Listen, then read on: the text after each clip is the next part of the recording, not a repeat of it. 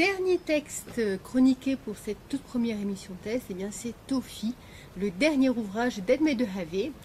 Donc voici, sur la première de couverture, vous découvrez une petite photo avec une mèche de cheveux blonds, en fait sans lunettes, j'avais pensé que c'était un caramel pour vous dire.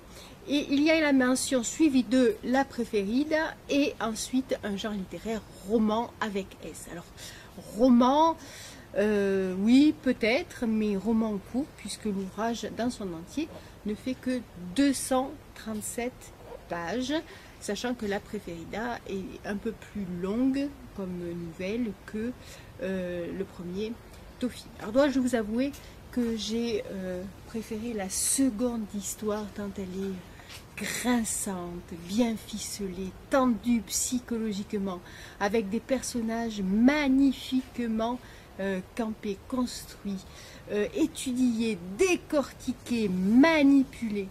En fait, Olympe, qui est l'un des personnages principaux, maîtresse S manipulation, s'impose comme une araignée, vous savez, au centre de sa toile, ou mieux encore, comme une menthe religieuse dévorant progressivement bien son mal et toutes les victimes qu'elle parvient à attraper.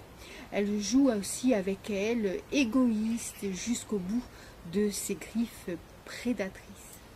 Elle est sûre de son bon droit et d'un rang social plutôt illusoire. Alors, bizarrement, cet être est réaliste, image de bien d'autres que nous avons tous très certainement côtoyés un jour ou l'autre, ou même croisés. En revanche, avec Tofi, l'auteur aborde l'idée de la destinée et de l'amour juvénile, même si par moments, le lecteur se demande si Tofi ne s'est pas amusé également à manipuler Jules pour transcender en fait sa condition de femme de service. Alors qui sait? Ce qui nous touche en fait c'est le journal intime laissé par Sophie, ou Tofi, qui nous propose en fait la genèse d'un sentiment peut-être vrai, mais aussi d'un processus de séduction qui attire inéluctablement Jules dans les filets de la jeune femme. Edmé de Havre, c'est comme personne, en fait, construire un univers familial, ses liens les plus intimes, ses cachotteries, ses désirs cachés. Chaque personnage nous parle, nous renvoie à des personnes de notre réalité, exhibe des travers d'une humanité parfois aimante, mais parfois trop mesquine et calculatrice. Une auteure incontournable, à mon avis, à la plume précise, parfois aiguisée, presque poétique, mais toujours, on va dire, précise. Franchement, à découvrir. Comme pour les précédents ouvrages, j'ai sélectionné un passage, extrait de la préféride. C'est le moment où tante Gisèle, une richissime tantine, vient de décéder et le personnage qui parle, eh bien c'est la préféride et je vous laisse écouter. Je suis sous antidépresseur depuis le décès, c'est dire si ça m'a atteinte. J'ai pleuré et pleuré encore, je l'avoue. Jamais je n'avais autant pleuré et maman s'est apeurée de me voir dans cet état. Je comptais tellement sur cet argent, nous avions même imaginé la somme minimum que ça pourrait représenter et qui viendrait à point nommé pour agrandir la maison que nous avons enfin acheté au prix de tant de sacrifices. Faire construire peut-être la piscine, ne plus devoir se livrer à des calculs de génie mathématicien pour nouer les deux bouts.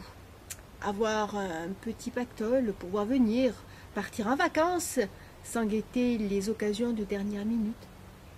Nous laisser aller et vivre. Enfin. Maman était également abasourdie. Après toutes les visites que tu lui as rendues, ton dévouement et pire encore, laisser cette grosse somme à Jouette qui va la dilapider en un clin d'œil. Ah, c'est incroyable.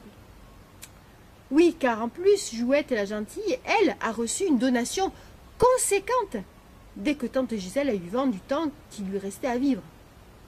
Jouette a toujours été ma préférée et elle est en situation plus précaire, plus fragile en tant que femme non mariée.